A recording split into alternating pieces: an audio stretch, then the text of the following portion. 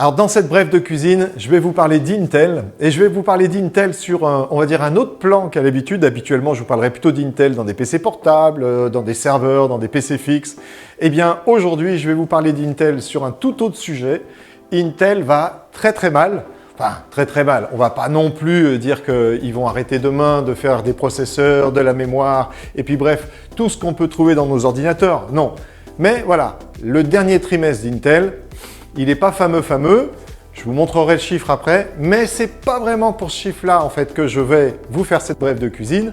C'est plutôt pour revenir sur un sujet sur lequel je suis venu il y a quoi, une petite semaine.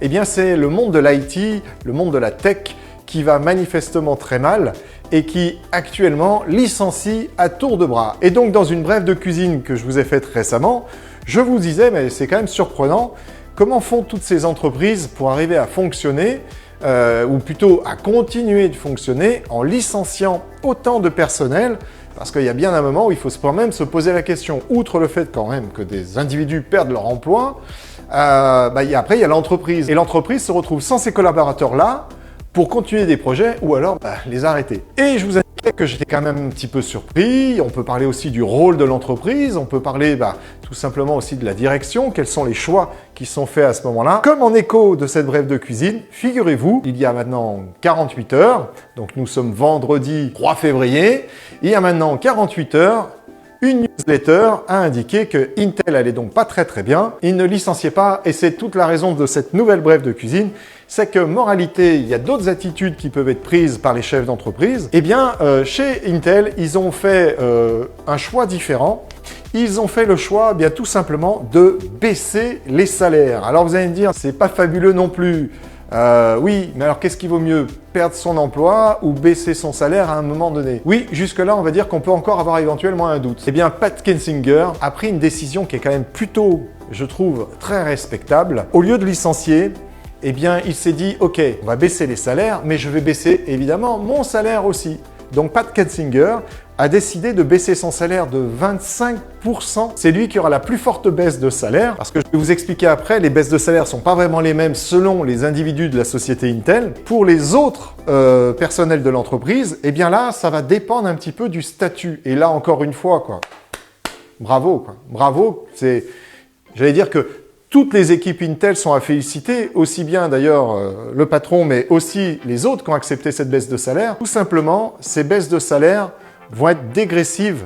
Plus on est en haut, plus la baisse est importante, plus on est en bas, eh bien il n'y en aura pas en bas. Vous voyez, c'est là où c'est plutôt pas mal. C'est que pour tous les salaires, alors dit comme ça, c'est pas joli non plus, les salaires dits de main-d'œuvre, eh bien il y aura 0% de baisse de salaire. Tout simplement parce que j'imagine que pour ces collaborateurs qui ont un bas salaire, baisser un salaire, c'est juste impossible. Eh bien, il n'y a pas de baisse de salaire pour ces salariés-là.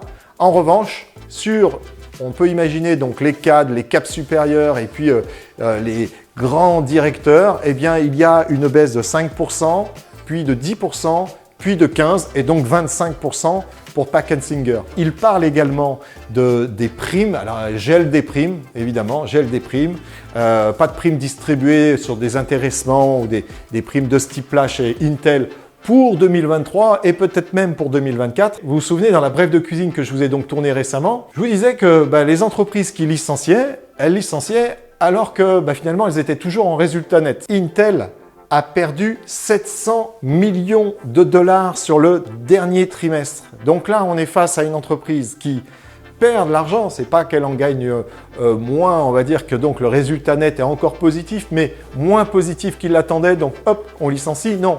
Là, c'est une entreprise qui perd vraiment de l'argent, 700 millions de dollars, c'est quand même pas une paille, et qui décide malgré tout, de ne pas licencier, donc ce choix est possible. J'imagine bien qu'ils vont pas faire ça pendant 10 ans non plus, faut pas être stupide, mais voilà, le choix aurait pu être de dire, on licencie 10 000 personnes, chez Intel, ils peuvent le faire aussi. Là, c'est un autre choix qui a été fait. Non seulement ils perdent, mais ils ne licencient pas, mais effectivement, pour pas pénaliser ceux qui ne peuvent pas, il n'y a pas de baisse de salaire sur ceux-là. Par contre, les cadres sup, on va dire les directeurs et le big boss d'Intel, eh bien lui va baisser son salaire de 25%. Et vous voyez, rien que pour des petites choses comme ça, eh bien nous en tant que revendeurs, tout petit maillon, on va dire de la chaîne Intel, eh bien je suis assez content, ma foi, de distribuer leurs produits. C'est aussi, j'imagine, quelque part une émotion qu'ils veulent créer chez nous, chez les gens de la tech, se dire, ben voilà, on n'est pas tous dans le même bois. Alors encore une fois, je ne pense pas qu'ils puissent perdurer ça des années. Néanmoins, voilà, il faut saluer la trajectoire différente qui a été prise par Intel. Je trouve ça plutôt pas mal. Dites-moi en commentaire ce que vous en pensez. Moi, en tout cas, bravo monsieur. Allez, je vous dis à très bientôt pour une future brève de cuisine.